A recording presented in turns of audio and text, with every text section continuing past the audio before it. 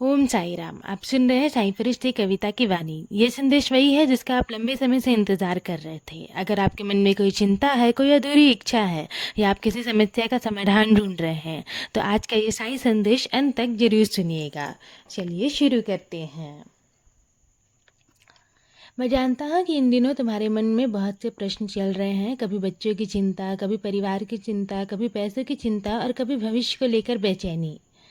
और आज मैं तुमसे कहता हूँ कि तुम व्यर्थ में इतना सारा बोझ अपने सर पर ले चुके हो। इतना सारा बोझ ना अपने सर पर मत उठाओ मेरे बच्चे। मैं जानता हूँ कि तुम अपने बच्चों के लिए बहुत प्रार्थना करते हो, उनके लिए चिंतित रहते हो, उनके भविष्य के बारे में सोचते रहते हो। लेकिन तुम ना ये मत भूलो कि वो केवल तुम्हारे ही नहीं, मेरे भी बच्चे हैं। जिस प्रकार एक माँ अपने बच्चे को कभी अकेला नहीं छोड़ती, उसी प्रकार मैं भी तुम्हारे बच्चों की रक्षा कर रहा हूँ। उनकी राह में आने वाली हर बाधा पर मेरी दृष्टि है, इसलिए अपने मन में भय मत रखो। मैं हर पल तुम्हारी और तुम्हारे परिवार की रक्षा कर रहा हूँ। मैं देख रहा हूँ कि पिछले कुछ समय से तुम्हारे मन में बहुत सारे मानसिक तनाव थे। तुमने बहुत सारा मानसिक तनाव सहा है।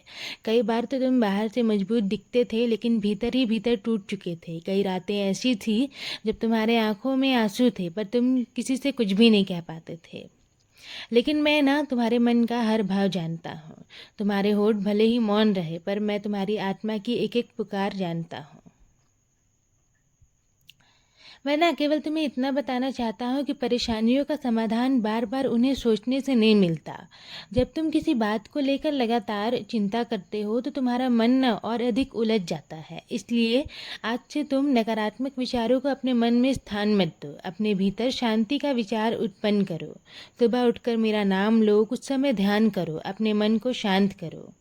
तुम कहते हो ना कि मेरे पास समय नहीं है, लेकिन मैं तुमसे केवल 5 मिनट मांगता हूँ।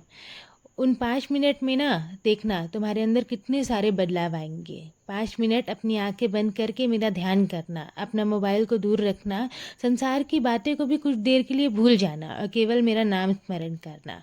फिर देखना उन 5 मिनटों में तुम्हें जो शांति मिलेगी, वही तुम्हारे पूरे दिन की शक्ति बन जाएगी।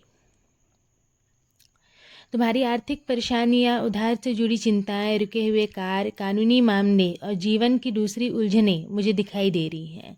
और मैं ना इन सब पर कार्य कर रहा हूँ। जहाँ तुम्हें केवल अंधेरा दिखाई दे रहा है, वहाँ मैं प्रकाश की व्यवस्था कर रहा हूँ। जहाँ तुम्हें रास्ता बंद दिखाई देता है, वहाँ से मैं नया मार्ग बना रहा हूँ। इसलिए तुम चिंता मत करो। हर कार्य का एक निश्चित समय होता है मेरे बच्चे। फल को पकने में समय लगता है। बीज बोने के तुरंत बाद ना वृक्ष नहीं बनता। उसी प्रकार तुम्हारी प्रार्थनाओं का उत्तर भी सही समय पर ही तुम्हें मिलेगा। इसलिए अधीर मत बनो। तुम्हारा धैर्य ही तुम्हें तुम्हारी मंजिल तक पहुंचाएगा। तुम्हें लगता है कि तुम्हारी सुनवाई नहीं हो रही है, लेकिन ऐसा बिल्कुल नहीं है। तुम्हारी एक एक प्रार्थना मेरे पास सुरक्षित है। तुम्हारे एक एक आंसू मैंने देखे हैं। तुम्हारा द्वारा किया गया हर नाम जाप, हर प्रार्थना, हर विश्वास का क्षण तुम्हारे जीवन में शुभ फल बनकर लौटेगा। तुम बस विश्वास रखना। अब मैं चाहता हूँ कि तुम अपने मन का बोझ हल्का करो। जो बातें तुम्हारे नियंत्रण में नहीं है, उन्हें मेरे हवाले कर दो। बार बार उनकी चिंता करके स्वयं को मत थकाओ। यदि तुम अपना बोझ मुझ पर डालोगे ना, तो मैं अवश्य उठाऊंगा। और यदि तुम मुझसे सहायता मांगोगे, तो मैं तुम्हारी सहायता भी करूंगा। और यदि तुम मुझ पर विश्वास रखोगे, तो मैं तुम्हें कभी भी निराश नहीं होने दूंगा। हर पल तुम्हारे साथ रहूंगा।